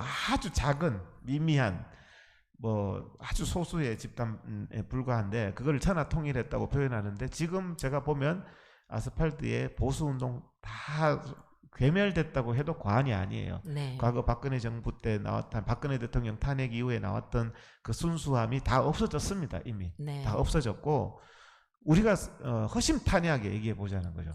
이거를. 그래서 다 없어졌고 지금 그런 와중에서 우리 저나 박원순 목사님이나 이런 사람조차도 목소리를 내지 않는다면 저는 대한민국에서 보수라는 것은 영구히 퇴출될 것이고 한국 교회는 뭐 유럽 교회 이상으로 공허한 껍데기만 남는 교회가 될 것이다. 그래서 뭔가 내가 해야 될 역할은 해야 되지 않냐.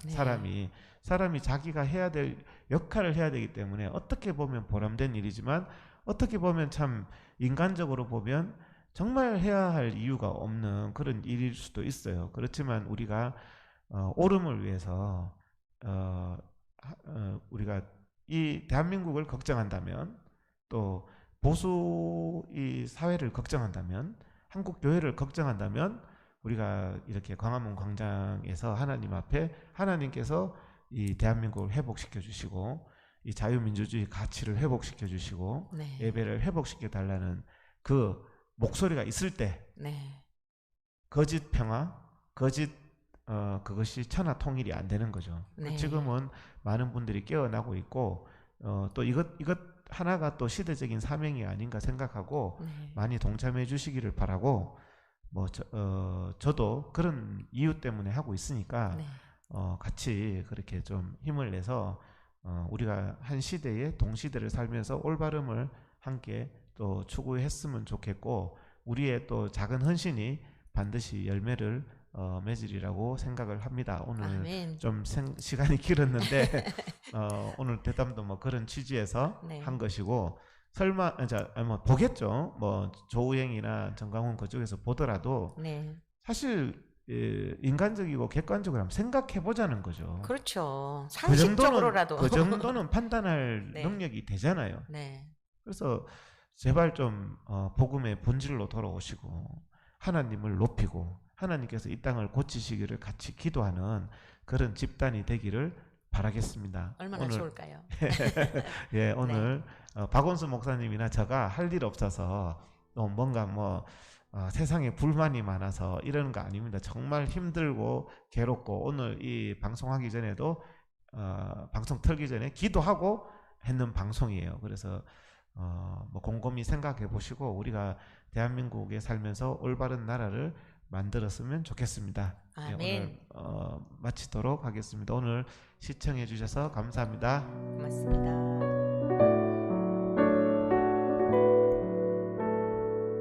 수고하셨습니다.